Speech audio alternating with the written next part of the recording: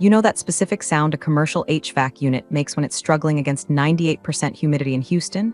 It's a low, desperate thrum, a mechanical plea for mercy. I've listened to that sound for 16 years. I know when a compressor is about to die 3 days before it actually kicks the bucket. I know which elevators get sticky on the 4th floor when it rains. I know that the janitorial staff prefers the lemon-scented cleaner over the pine because the pine smells like cheap gin. My name is Ruth Templeton. To the tenants of the Metric Plaza, a mid-rise glass box of commercial real estate off the Katy Freeway, I am facilities. I am the woman in the beige blazer who nods when the toilet overflows or when the parking garage gate gets stuck. To the world, I am the operations manager. I am the help. What nobody in this building knows, except for a very expensive lawyer downtown and a retired old man currently fishing in the Florida Keys, is that I am also the landlord. Well, technically, the building is owned by Templeton Holdings LLC, a boring little shell company I formed 10 years ago when the original developers went bankrupt and panicked. I bought the debt, I bought the deed, and I kept my job. Why? Because I like control. Because it is fascinating to watch how people treat you when they think you earn 40 grand a year versus how they'd treat you if they knew you could evict them with a signature. Which brings me to Monday morning. The heat was already radiating off the asphalt at 7:30 a.m.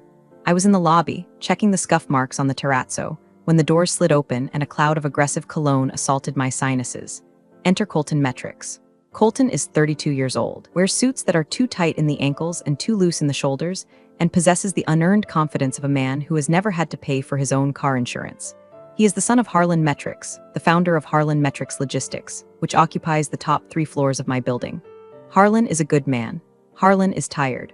Harlan decided to retire last Friday. Colton walked in like he was storming the beaches of Normandy. Normandy had a valet service. He was flanked by 2 nervous-looking assistants carrying iPads like religious texts. "Ruth," he barked, not breaking stride. He snapped his fingers at me, actually snapped them. The sound echoed in the empty lobby. Conference room, 10 minutes, all staff. "Good morning, Colton," I said, keeping my voice level. We usually schedule all-hands meetings with at least 24 hours notice to ensure coverage at the front desk. He stopped and spun around on his heel. The rubber sole squeaked. "It's not Colton anymore, Ruth, it's Mr. Metrics, and I don't care about coverage. I care about vision." 10 minutes. He marched toward the elevators, pressing the button 4 times as if that would summon the car faster. I watched him go, taking a slow sip of my black coffee. Look, before I get into the carnage that followed, my niece told me I should post this here because apparently, you people enjoy watching entitled Rich Kids hit reality like a bug on a windshield. So, if you want to see a trust fund baby get legally dismantled, maybe hit subscribe or whatever it is you do. It motivates me to type this out instead of just drinking wine and laughing at the security footage. I went to the conference room. I sat in the back, near the thermostat, because I control the temperature, and I like to keep it at a crisp 68 degrees during meetings to keep people awake. Colton stood at the head of the table, sweating slightly. "My father built this company," Colton announced, looking at the 20 senior staff members gathered around the mahogany table. "But he was old school, analog. We are moving to digital. We are pivoting. We are disrupting." He used a lot of words that meant absolutely nothing.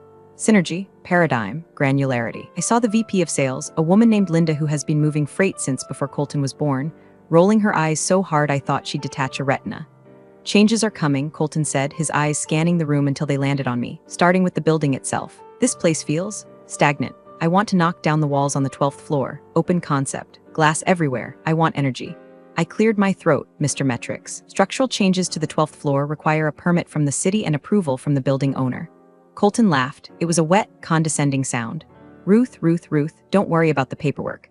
My father paid the lease here for 20 years. For all intents and purposes, we own this place. I'll handle the landlord. You just call the contractors. The landlord is very particular about load-bearing walls," I said softly. "Landlord is a shell company that cashes checks," Colton sneered. "I'm the new sheriff in town, Ruth. You're just facilities. You fix the lights, I provide the vision. Do we understand each other?"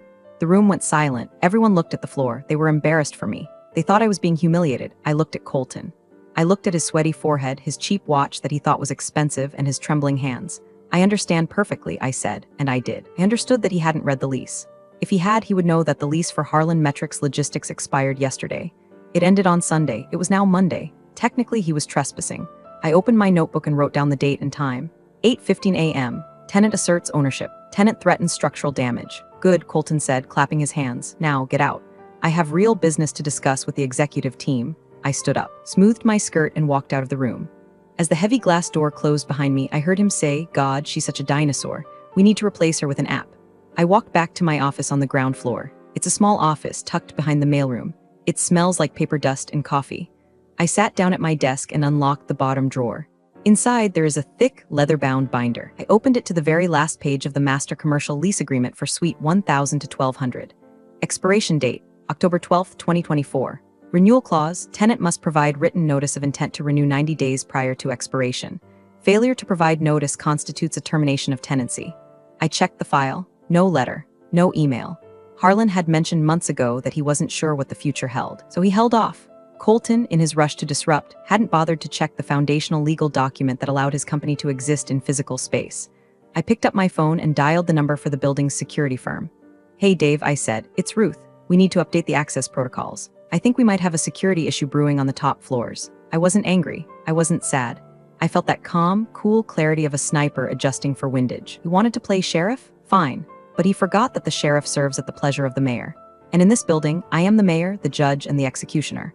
Tuesday morning brought a cold front, dropping the Houston temperature to a frigid 75 degrees. But inside the Metrics logistics offices, things were heating up. I arrived at 6:45 a.m. as I always do. My routine is sacred. Unlock the main doors, check the lobby floral arrangement, lilies this week, deathly and elegant, and review the overnight logs. But when I got to the front desk, I found Sarah crying. Sarah has been the receptionist for Harlan Metrics for 5 years. She's a sweet girl who remembers everyone's birthday and keeps a stash of chocolate for when the drivers come in off the road. "Sarah, honey, what's wrong?" I asked, putting my bag down. She looked up, mascara running down her cheeks. "He fired me." "Ruth?" "He sent an email at 2:00 a.m. Said he's replacing the front desk with a virtual concierge kiosk. He fired Mr. Henderson, too." Mr. Henderson was the 70-year-old logistics coordinator. The man had a map of the interstate highway system memorized better than Google Maps. "Colton fired Henderson?" I asked, my voice dropping an octave. "Yeah," said he was dead weight and didn't fit the youthful aesthetic of the new brand. I felt a sharp, metallic taste in my mouth. That was rage. Harlan Metrics treated his people like family. Colton treated them like furniture he wanted to take to the dump. "Go home, Sarah," I said gently. "Take a few days. Don't sign anything yet, just wait." He told me to clear out by noon, she sobbed. "Go home," I repeated. "I'll handle it." I took the elevator up to the 12th floor. The doors opened and chaos greeted me. Movers were already there. Shady-looking guys in unmarked t-shirts, dragging desks across the carpet. They were piling ergonomic chairs into a heap near the fire exit. Colton was standing in the middle of the room, holding a Starbucks cup and pointing at a load-bearing column. "I want that gone," he was saying to a guy in dirty overalls. "It blocks the flow of Kai." "Colton," I said, stepping over a discarded monitor. He turned, annoyed. "Mr. Metrics, and what are you doing here? I didn't call for toilet plunger. You can't remove that column. It holds up the roof," I said flatly, "and you can't fire Sarah via email. Texas is an at-will state, but you have severance contracts." He laughed. "I can do whatever I want. I'm the CEO, and speaking of firing," he reached into his jacket pocket and pulled out a crumpled envelope. He tossed it at me. It landed on the floor between my sensible flats. "What is this?" I asked, not bending to pick it up. "Notice to vacate," he said, smirking. "I'm reorganizing the ground floor, too. I need your office for bike storage room. You have until Friday to get your stuff out. We're outsourcing facilities management to a cloud-based service." I stared at him. The sheer, monumental stupidity was almost beautiful. It was like watching a star collapse. "You're evicting me?" I asked slowly. "I'm terminating your employment and reclaiming the space," he corrected. "My dad kept you around out of pity, Ruth, but I ran the numbers. You're an expense I don't need." I looked at the envelope on the floor, then I looked at the column he wanted to remove. "You're making a mistake, Colton. The only mistake was not doing this yesterday. Get out of my sight and take your bad vibes with you." I turned and walked to the elevator. I didn't pick up the envelope. I went back down to my office, the one he wanted to turn into a bike room. I locked the door, I pulled the blinds. Then I opened the safe behind the filing cabinet. Inside was the deed of trust for the property at 4400 Katy Freeway. Owner, Templeton Holdings LLC. Managing member, Ruth Templeton. I also pulled out the articles of incorporation for the building management company. Service agreement, irrevocable for 10 years, signed 2018. He couldn't fire me. I wasn't his employee. I was a contracted service provider with an ironclad exclusivity clause, and he couldn't evict me. I owned the dirt he was standing on. But the most damning document was the one I had checked yesterday, the lease. He was currently operating a business, storing millions of dollars of inventory, and attempting unauthorized demolition in a building where he had zero legal standing. I sat there for a moment, listening to the hum of the building. My building. He hurt Sarah. He hurt Mr. Henderson. He insulted me. If he had just been arrogant, I might have given him a warning. I might have called his lawyer and said, "Hey, you guys forgot to renew." We could have negotiated a rate hike, but he wanted to play hardball. He wanted to throw people out on the street. I picked up the phone and dialed a number I hadn't called in years. It was the direct line to the City of Houston Code Enforcement. specifically. Grumpy inspector named Earl who owed me a favor from when I helped him navigate a zoning issue for his brother's auto shop. Earl, I said when he picked up. It's Ruth Templeton. Ruthie, long time. What can I do for you? AC bust? No, Earl. I have a tenant attempting unpermitted structural demolition on a load-bearing element on the 12th floor. I'm worried about the safety of the building. Say no more, Earl grunted. I'm in the truck. I hung up. Then I opened my email client. I drafted a message to the external legal counsel for Harlan Metrics, a man named Marcus Thorne. He was a shark, but a shark who followed the rules. Subject, urgent, lease status and unauthorized modifications. Dear Mr. Thorne, please find attached the current status of the lease for Suite 1000 to 1200. As you will see, the lease expired on Tuesday. We have received no renewal notice. Furthermore, please be advised that unauthorized construction is currently underway. All access to the freight elevators is hereby suspended pending a safety review. Regards, Ruth Templeton, Operations Manager. I didn't sign it, owner. Not yet. I hit send. Then I opened the building control software on my desktop. I navigated to Elevator Banks Freight. Status active. I clicked the drop-down menu. Status locked/service mode. A few seconds later, I heard a distant, muffled shout from the lobby. The movers were stuck with a load of furniture they couldn't move. The game had officially begun. There is a distinct psychology to commercial buildings. They are designed to be invisible machines that keep you comfortable, safe, and productive. When they work, you don't notice them. When they stop working, civilization collapses within about 45 minutes. By Wednesday morning, Colton Metrics was about to learn just how fragile his civilization really was. Earl, the code inspector, had arrived Tuesday afternoon and slapped a bright orange stop work order on the glass doors of the 12th floor. He'd caught the contractor's mid-sledgehammer on a structural column. The fines were already racking up, aimed squarely at the tenant. But that was just the appetizer. The main course was the environment. Houston in July is not compatible with human life. It is a swamp trying to reclaim its territory. The only thing keeping the fungi at bay is the heavy-duty chillers on the roof. I sat at my desk, sipping an iced tea, looking at the Building Management System (BMS) interface. It's a beautiful grid of numbers and graphs. I navigated to Zone 12 Executive Suite. Current set point, 68 degrees F. Actual temp, 68 degrees F. I clicked on the occupancy schedule. Usually, set to occupied from 6 a.m. to 8 p.m. I changed it to unoccupied/weekend mode. In weekend mode, the system prioritizes energy efficiency. It lets the temperature drift up to a balmy 78 degrees and restricts airflow to minimize fan usage. It's not broken, it's just efficient. System updated, the screen blinked. I then moved to access control. Colton had issued new keycards to his inner circle of new hires. 3 guys named Chad, Brad, and Thad. I'm not joking, their names were actually indistinguishable variations of a frat roster. They had been strutting around the building, bypassing security checkpoints. I pulled up their badge IDs. Status, revoked. Reason, security audit/data mismatch. It wasn't a lie. Their data didn't match the leaseholder's authorized personnel list because, strictly speaking, there was no leaseholder. Around 10:30 a.m., my desk phone. It was the reception line, which I was now answering since Sarah was gone. This is Ruth, I said, cheerful as a bird. Ruth, fix the damn elevator. It was Colton. He sounded sweaty. And why is it so hot in here? I'm sweating through my suit. Oh, good morning, Mr. Metrics, I said, typing slowly on a keyboard that wasn't plugged in. We're experiencing some high load demand on the grid today. The system automatically enters eco-conservation mode to prevent brownouts. It's a citywide protocol. That was a lie. A beautiful, unverifiable lie. Well, override it. I have investors coming in an hour. I'm afraid I can't do that, sir. The system is hard-coded for compliance. As for the elevators, we're conducting a mandatory safety audit following the unauthorized construction attempts yesterday.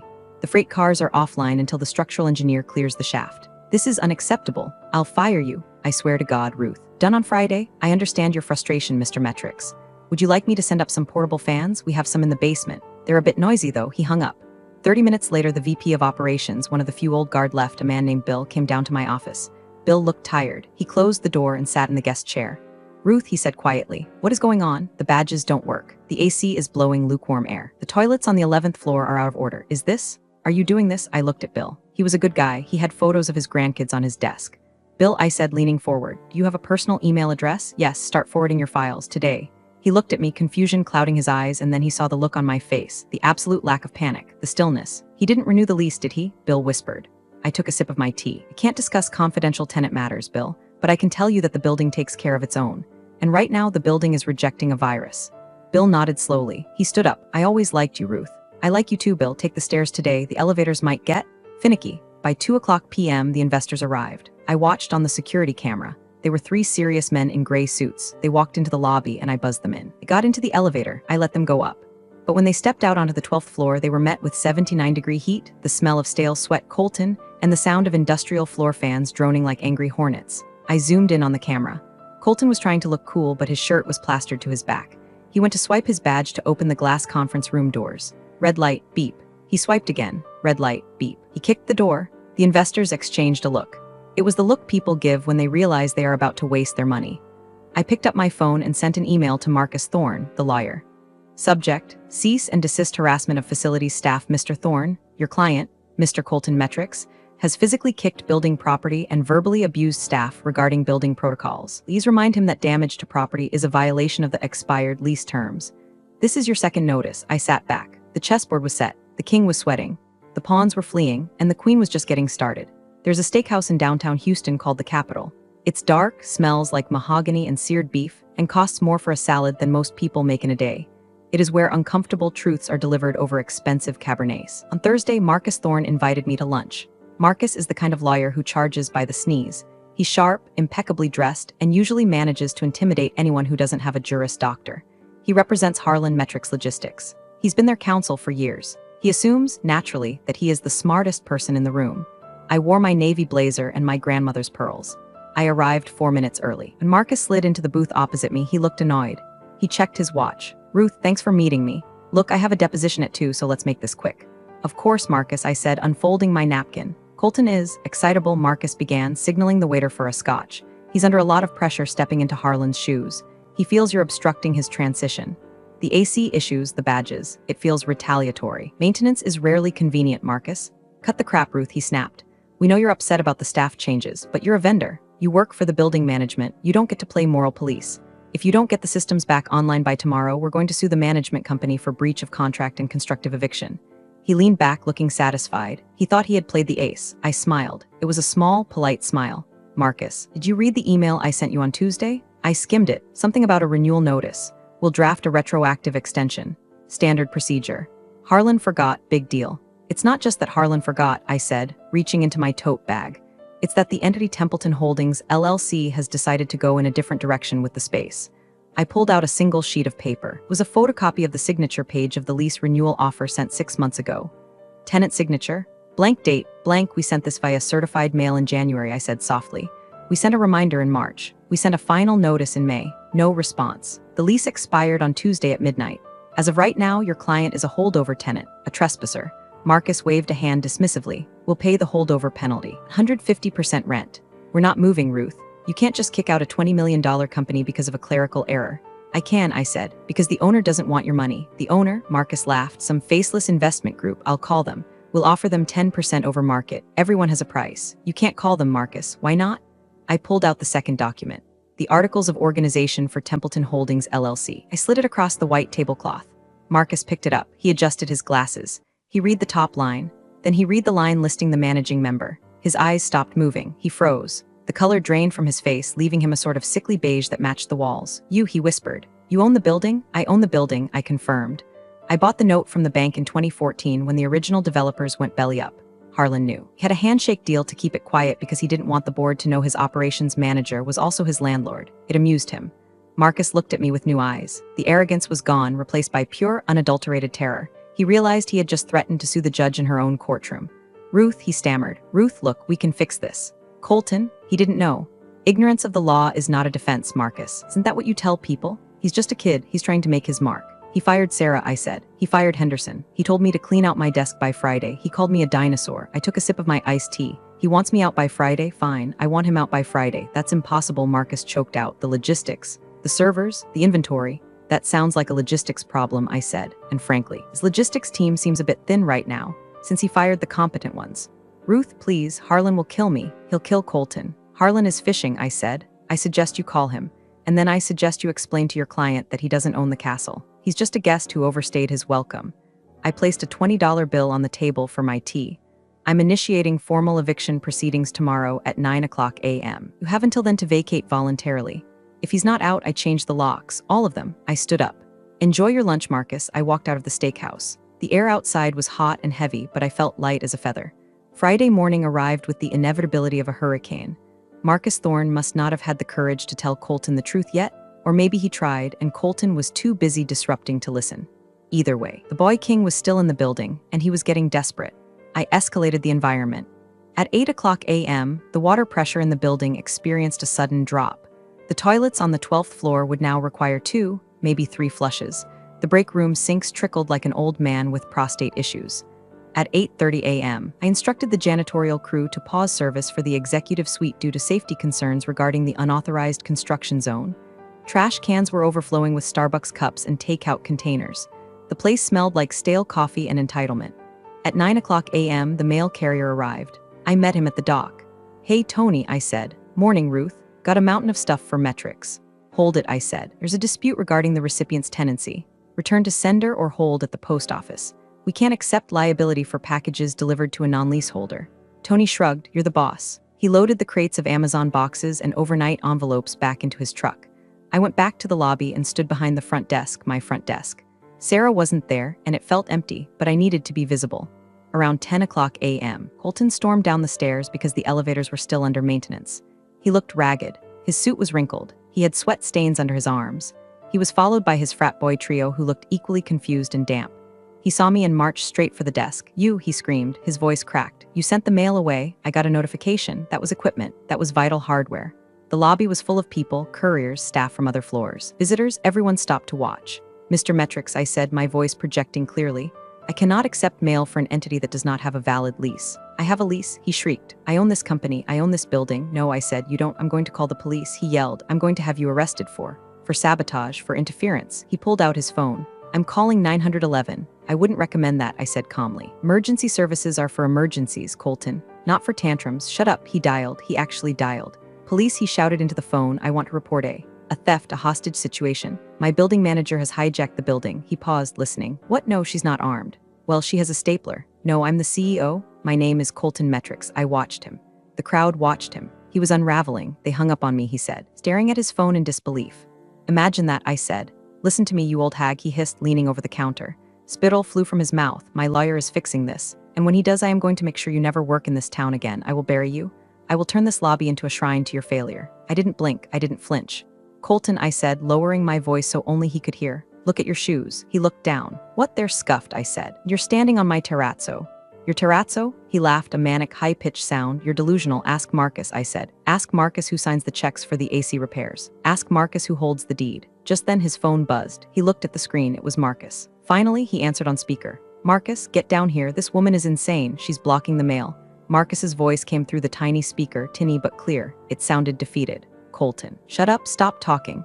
Colton froze. "Excuse me? Get back upstairs. Do not speak to Ruth. Do not engage with her. I'm on my way. We have a catastrophic situation." "What situation?" Colton demanded, looking around at the staring crowd. "Colton," Marcus said, his voice heavy with the weight of impending doom. "We don't have a lease. She owns the building. She owns it all." The silence that followed was louder than the HVAC units on the roof. Colton looked at the phone, then he looked at me. His eyes went wide. His mouth opened, but no sound came out. I smiled. A genuine, warm Texas smile. "Would you like a visitor's badge, Mr. Metrics? You'll need one to get back upstairs. Security protocol." The realization that your enemy holds the keys to your cage is a powerful sedative. Colton didn't scream after the phone call. He didn't yell. He took the visitor's badge I slid across the counter, his hands shaking so badly he dropped it twice, and walked toward the stairs like a man marching to the gallows. But I wasn't done. A verbal victory is satisfying, but a paper victory is permanent. I went back to my office and printed 3 copies of a document I had drafted the night before, notice of termination of tenancy and demand for possession. It wasn't a request, it was a legal sledgehammer. To Harlan Metrics Logistics / Colton Metrics from Templeton Holdings LLC Re. Immediate surrender of premises due to expiration of lease and failure to renew, combined with multiple violations of building code. See attached. Citation #4402B, unauthorized structural modification, and harassment of building staff. Your status as a tenant at will is hereby terminated effective immediately. I stapled the photos Earl had taken of the smashed column. I stapled the email where Colton threatened to fire me. I stapled the log of the security audit showing his frat boys trying to access the server room at 2 a.m. At 11:30 a.m., Earl stopped by again. He walked into my office, wiping sweat from his forehead with a rag. "How's it going, Ruthie?" "Quiet upstairs," I said. "You checking on the violation?" "Yeah," went up there. Kid is sitting in his office staring at the wall. The lawyer is there too. Looks like he's trying to explain quantum physics to a toddler. "Did they fix the column?" "Nope. They put some drywall over it to hide it." I slapped him with another fine, concealing a hazard. That's a big one. Also, I noticed they're storing lithium-ion batteries next to the fire exit. Fire marshal is gonna love that. You should probably call him, I suggested innocently. Already did. He's on his way. This is the thing about commercial real estate. It's a web of regulations. If you pull one thread, like trying to renovate without a permit, the whole web comes down on you. Colton didn't just annoy a landlord, he activated the immune system of the city bureaucracy.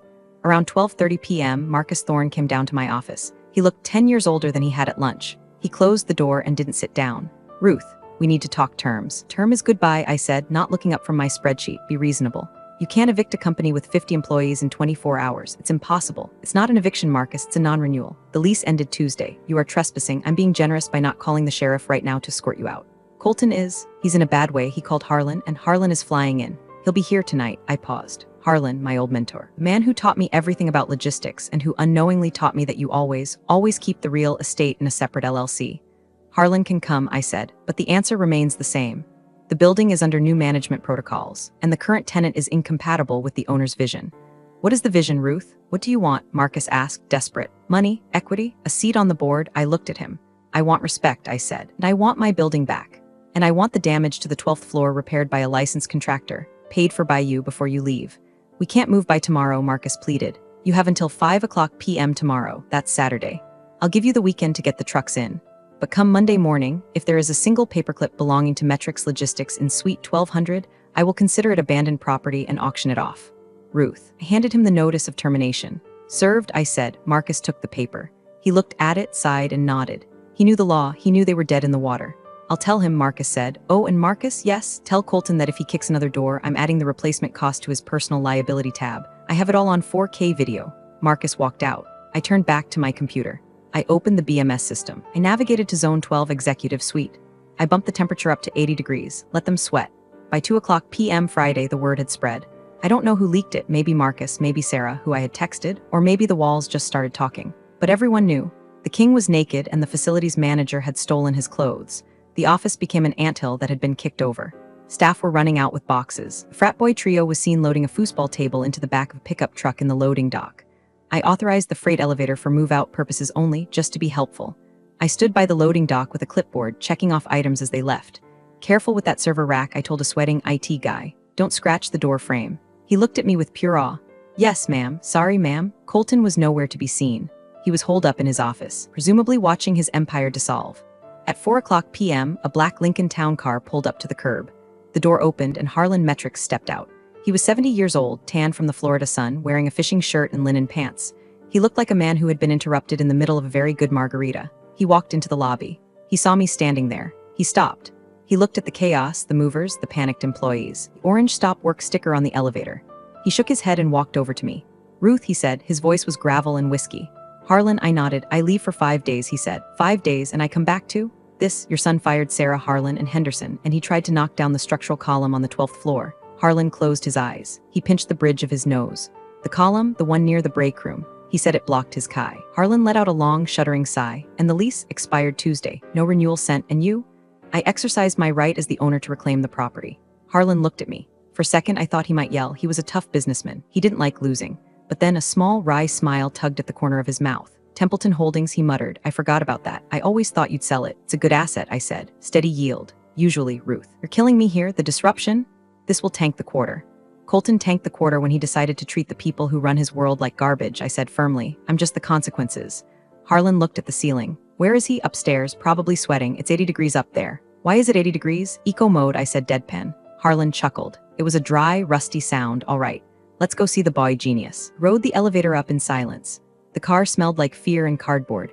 When we walked onto the 12th floor, it was a ghost town. Desks were cleared. Wires dangled from the ceiling. The drywall patch over the damaged column looked like a scar. Colton was in the glass-walled conference room with Marcus. When he saw his father, he jumped up like he'd been electrocuted. Dad, thank God, you have to stop her. She's insane. She sabotaged the building. She locked us out. Harlan walked into the room. He didn't look at Colton. He looked at the view of the Houston skyline. Colton, Harlan said softly. She's lying about the lease. Marcus said we can sue, we can. Shut up, Harlan said. It wasn't a shout, it was a command. Colton's mouth snapped shut. Did you fire Sarah? Harlan asked. She was redundant. I was streamlining. Did you try to knock down a load-bearing wall? It was an open concept. Harlan turned to face his son. The disappointment in his eyes was heavier than the humidity outside. You didn't read the lease, did you? That's what we pay lawyers for. Colton pointed at Marcus. Marcus held up his hands. I sent him the renewal packet in January and March. He told me to stop bothering him with admin trivia. Harlan looked at Ruth. He looked at me standing in the doorway, arms crossed, wearing my beige blazer.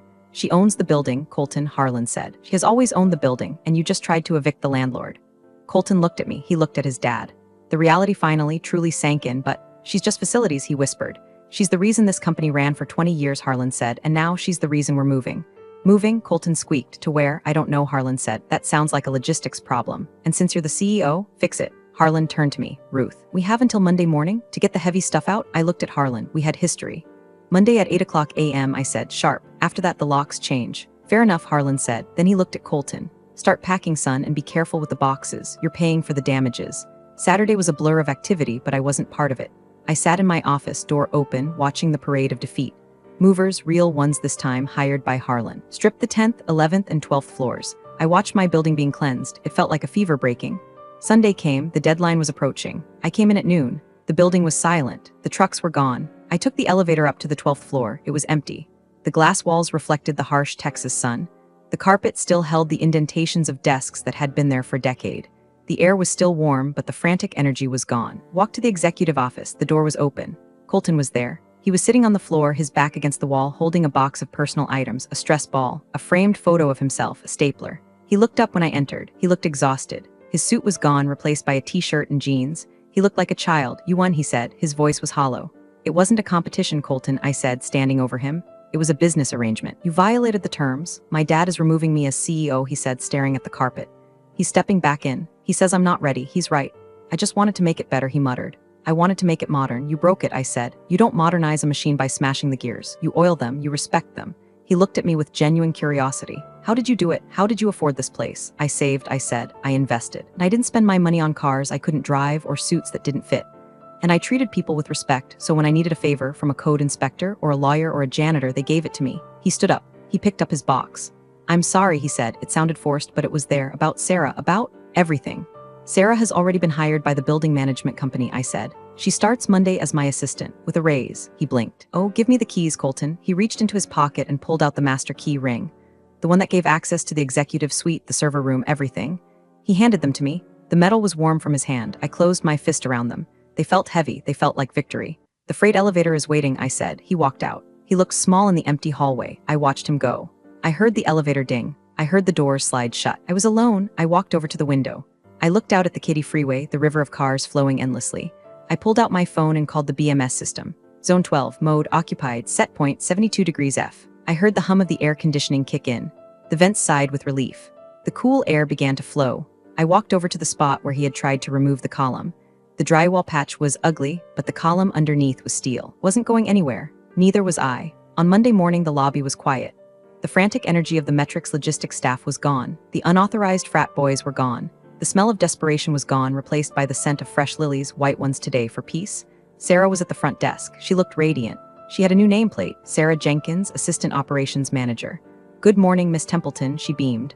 Good morning, Sarah, I smiled. How's the new system? It's wonderful and quiet. I went into my office, which was definitely not a bike room, and made a pot of coffee. Around 9 a.m., my phone rang. Ruth, it was Harlan. Morning, Harlan. How's the move? We're in a WeWork downtown, he grumbled. It's terrible. The coffee tastes like battery acid and everyone is wearing headphones, but we're operational. Good to hear. Listen, Ruth, he paused. I want to say thank you for evicting you. For teaching him, I tried to tell him, I tried to show him, but he needed to hit a wall. You were the wall. He'll learn, I said, eventually. Maybe, Harlan sighed. And Ruth, about the building. Yes, I knew you bought the note in 2014. The bank called me for a reference. I told them you were the only person in Texas I'd trust with the keys. I felt a lump in my throat. I hadn't known that. Why didn't you tell me? Because you didn't need my permission. Harlan said you earned it, just like you earned this victory. Enjoy the quiet, Ruth. I will, Harlan. I hung up. I took my coffee and walked out to the lobby.